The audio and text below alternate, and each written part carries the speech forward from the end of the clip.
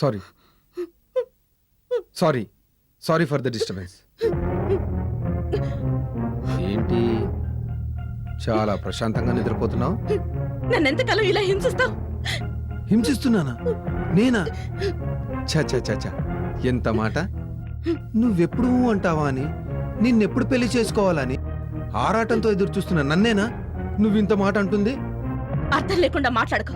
నేను చావనైనా చస్తాను గాని నీతో పెళ్లికి మాత్రం ఒప్పుకోను. ఒప్పుకోకపోతే ఊరుకుంటాననుకుంటున్నావా? ఏం చేస్తావు? నాకు వీలైన పద్ధతిలో నిన్ను పెళ్లి చేసుకుంటాను. వేదకాలంలో విద్వాంసులు వివాహాలు 8 విధాలుగా చెప్పేవారట. బ్రహ్మ, హర్ష, దైవం లాంటి ఉత్తమమైన వివాహాలు మనిద్దరి విషయంలో అచ్చురాకపోవచ్చు, కానీ గాంధర్వ, రాక్షస లాంటి పెళ్లి పద్ధతులు మనకు బాగా వర్కౌట్ అవుతాయి. ఏమంటావ్? మనిద్దరం ఏ పద్ధతిలో పెళ్లి చేసుకుందాం? నీకేమన్నా పిచ్చి పట్టిందా? నువ్వంటే నాకు అసహ్యం అని చెప్తున్నా, వదిలిపెట్టవే. వదలను, అస్సలు వదలను. నేనంటే నీకు అసహ్యమే కావచ్చు, కానీ నువ్వంటే నాకు వల్లమాలిన వ్యామోహం. కలువల్లాంటి నీ కళ్ళను చూస్తే అంతులేని వ్యామోహం. మృదువైన నీ చెక్కిళ్ళను చూస్తే తాకాలని వ్యామోహం. ఎర్రని ఈ పెదవుల్ని త్వరగా సొంతం చేసుకోవాలని వ్యామోహం. చాలు చాలు. నా గురించి ఇంకొక మాట మాట్లాడినా నిన్ను పీక పిసికి చంపేస్తాను. అమ్మో, నేనేం మాట్లాడు, నాకు భయం వేస్తుంది. ఏమీ మాట్లాడు.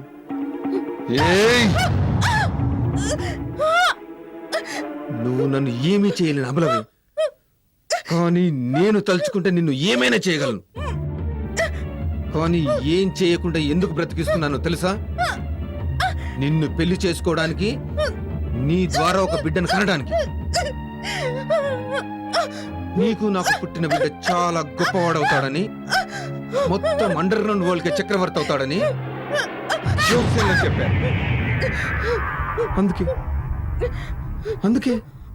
అందుకే నేను సొంతం చేసుకోవాలనుకుంటున్నాను. అమ్మో, అయ్యో!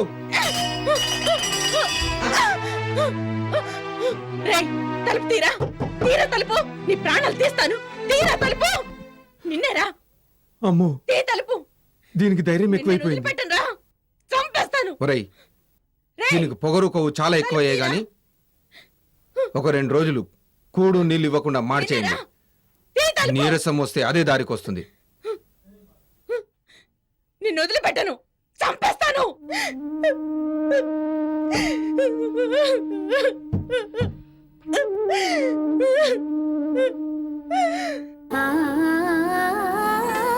ఇదే అనురాగం, ఇదే అనురాగం.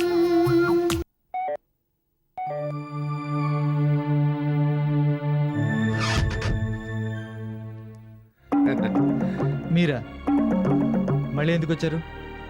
సేమ్ మ్యాటర్ డిస్కస్ చేయడానికి. అయితే లోపలికి రావక్కర్లేదు. మేము దాసు భయ్యానికి కలిసి వచ్చామంటే ప్రస్తుతం నీ భార్య ప్రియాంక గుట్టు మా చేతుల్లో ఉందంటే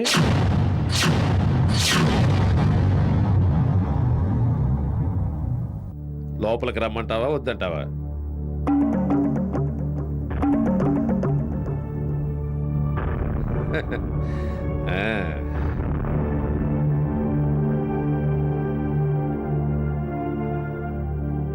చూడు రవి, నువ్వు నీ భార్య విషయంలో ఎన్నెన్ని డ్రామాలు చేసావో మాకు తెలిసిపోయింది. ప్రస్తుతం తను మా చేతుల్లో ఉంది. వాట్? షాక్ అయ్యావా? అఫ్ కోర్స్, నేనేదో సరదాగా ఆ మాట అన్నాను అనుకో. కానీ ఒక్క విషయం, నేను తలుచుకుంటే ప్రియాంకను ఎక్కడున్నా రప్పించగలను. మీకు ప్రియాంక గురించి ఏం తెలుసు? అంతా తెలుసు. ఎలా? ఎవరు చెప్పారు? నువ్వెవరితో చేయించావో వాళ్లే చెప్పారు. రాస్కల్స్. వాళ్ళు రాస్కెల్సో రాల్గాయలో అన్న విషయం తర్వాత, ముందు నా విషయం తెలుసు. నువ్వు నేను చెప్పిన పని చేస్తావా, లేకపోతే నీ భార్య గురించి నువ్వు చేసిన నిర్వాహకం గురించి పోలీస్ స్టేషన్లో చెప్పమంటావా? వద్దు ప్లీజ్, పోలీసులు చెప్పదు. మీరేం చెప్తే చేస్తాను. That's good. ఇదే అసలు సిసలైన మాట అంటే. చెప్పండి. నేనేం చేయాలి? ఒక అమ్మాయిని ప్రేమించాలి. ఆ, మరీ అంత కంగారు పడకు. ప్రేమించడం అంటే ప్రేమిస్తున్నట్టు నటించడం అంతే. ఎవరిని? మహాలక్ష్మిని. ఎందుకు? నిన్ను కోట్ల ఆస్తికి వారసుణ్ణి చేయడానికి. నా కోట్లు కావాలని మీతో చెప్పానా? లేదు. మరి మీకెందుకు అంత ఇంట్రెస్ట్? నాకు ఇంట్రెస్ట్ నీ మీద కాదు, మహాలక్ష్మి పతనం మీద. ఏ అర్థం కాలేదా? అన్ని అర్థమయ్యేలా నేను చెబుతాను. ముందు నువ్వు ఆ మహాలక్ష్మికి ప్రేమ వల వెయ్యి. పెళ్లి చేసుకుని ఆస్తి మొత్తం స్వాధీనం చేసుకో. ఆ తర్వాత దాన్ని దిక్కులేని దానిలా రోడ్డున పడే. అంతే. అప్పుడు దాన్ని ఏ రకంగా హింసించాలో నేను చూసుకుంటాను. ఏమంటావు? ఐఎమ్ సారీ అంటాను. చూడండి మురళీకృష్ణ గారు, ప్రస్తుతం నాకు ఏ అమ్మాయిని ప్రేమించే కోరిక గానీ తీరిక గానీ లేదు. నేనంటే ఇష్టపడి నా చుట్టూ తిరిగే అమ్మాయిలు చాలా మంది ఉన్నారు. వాళ్ళని నేను కన్నెత్తి చూడను. అలాంటిది ముక్కు ముఖం తెలియని అమ్మాయిని ఎలా ప్రేమించమంటారండి? నా వల్ల కాదు. కాదని నువ్వంటే మేము ఊరుకుంటావా? ఊరుకోక ఏం చేస్తారండి? ఏమైనా చేస్తాం. చూడు మిస్టర్ రవి, నువ్వు మామూలు స్థాయి సేల్స్ ఎగ్జిక్యూటివ్వి, బట్ నేను బిజినెస్ మ్యాగ్నెట్ని. నీలాంటి వాళ్ళను నేను చాలా మందిని పోషిస్తున్నాను. కానీ వాళ్ళెవ్వరితోనూ ఈ పని ఎందుకు చేయించడం లేదో తెలుసా? నేను చెప్పింది చేసి చచ్చినట్టు పడి ఉండడానికి వాళ్ళకి ఏమీ వీక్ పాయింట్స్ లేవు. అవి నీకున్నాయి. నెంబర్ 1,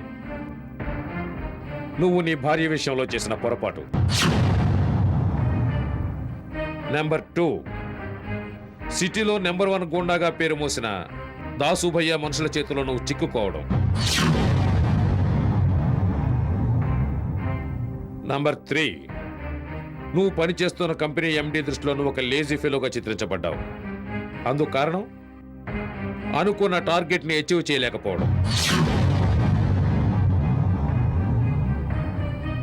సో ఇన్ని కారణాల నుంచి నువ్వు సేఫ్గా బయటపడాలంటే నేను చెప్పింది చెయ్యాలి.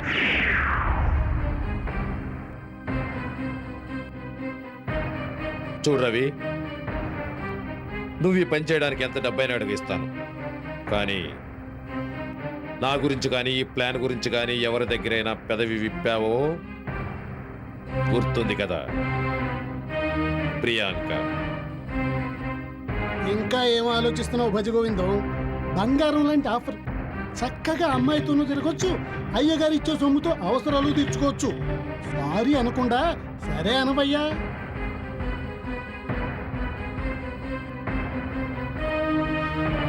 సరే. అది గది మాట అంటే. అయ్యా, అబ్బాయి ఓకే అన్నాడు. ఇహ మరి కథ ఎలా మొదలు పెట్టాలో, ఎప్పుడు మొదలు పెట్టాలో తమరే సెలవిస్తే చెప్తాం.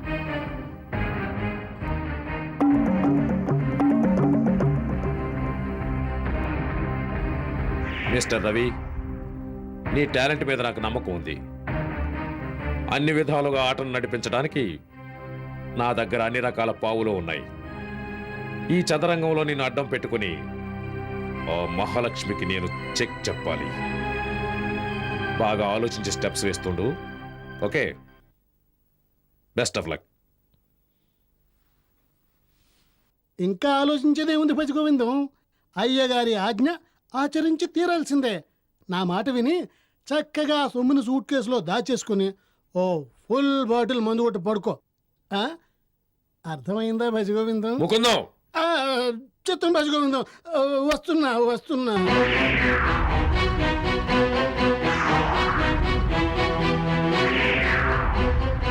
అనురాగం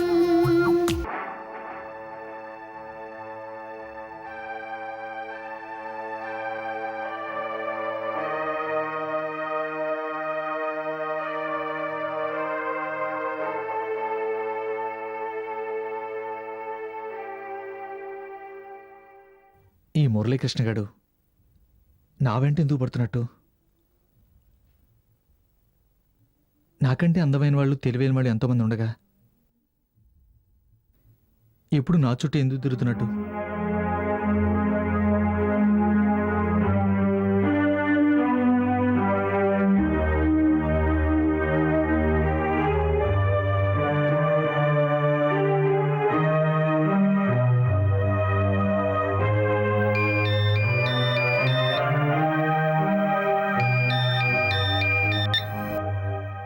హలో, హలో, నేను దాసునే.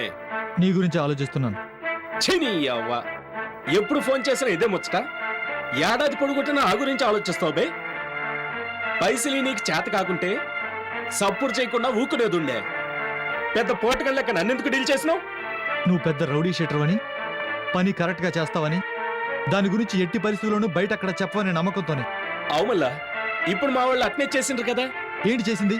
ఆ మురళీకృష్ణ గారు నా దగ్గరకు వచ్చి నేనేంటి, నా భార్య ఎవరు, ఆవిడ్ని కనపడకుండా చేసింది ఎవరు, చేయించింది ఎవరు, మొత్తం అని నాకే వివరంగా చెప్తున్నాడు. వాడి పని చేయించుకోవడం కోసం నన్ను బ్లాక్మెయిల్ చేస్తున్నాడు. అవునా? అవునా, నోరు తెరవడం కాదు, తనకు అన్ని విషయాలు నువ్వే చెప్పావని కూడా చెప్పాడు. గదంతా అబద్ధం. వాడు ఉన్నదింత లేనిదింత ఎక్కేసి చెప్పిండు. గసలైతే నేను ఏమీ చెప్పలేదు. ఈ దాస్ దగ్గర సీక్రెట్ అంటే సీక్రెటే. ఎరికేనా? ఏంటి ఎరికేది? ఏంటి ఎరికేది? నువ్వు అబద్ధం చెప్తున్నావు, ఆ మురళీకృష్ణ గారు అబద్ధం చెప్తున్నాడు, నాకు ఖచ్చితంగా తెలియాలి. అసలు నాకు ఇప్పుడు కొత్త డౌట్ వస్తుంది. ప్రియాంకను మీరు ఎక్కడైనా బంధించారా, లేక పైకి పంపించారా? అవన్నీ తెలుసుకోవాలంటే నువ్వు మాకిచ్చే పైసలు తీసుకొని అడ్డా మీదకి రా. Hello hello hello, shit.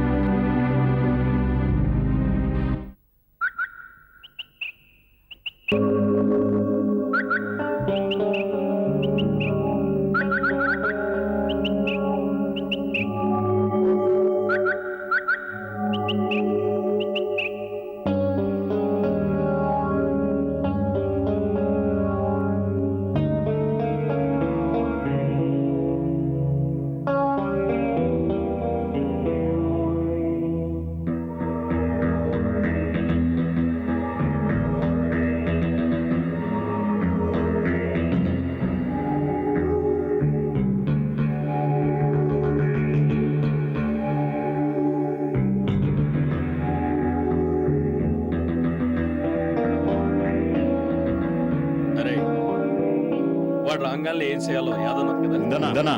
ఉమ్.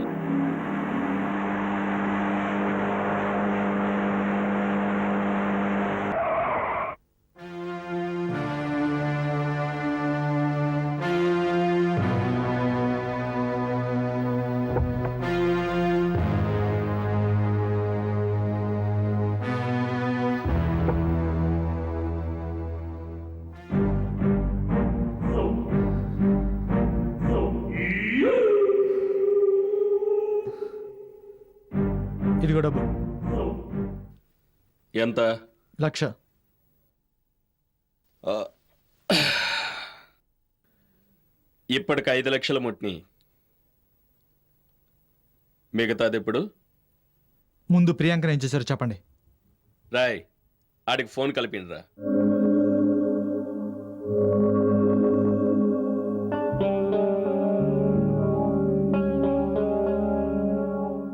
హలో, ఏమండి, నేను ప్రియాంకని. ఇదేంటి, ఇది ప్రియాంక గొంతే. ఏమండి, మీకు యాక్సిడెంట్ అయిందని చెప్పి ఈ రౌడీ వేదలు నన్ను ఇక్కడ తీసుకొచ్చారు. చంపేస్తా ఉంటున్నారు. నన్ను ఎలాగైనా కాపాడండి. నన్ను తీసుకెళ్ళిపోండి.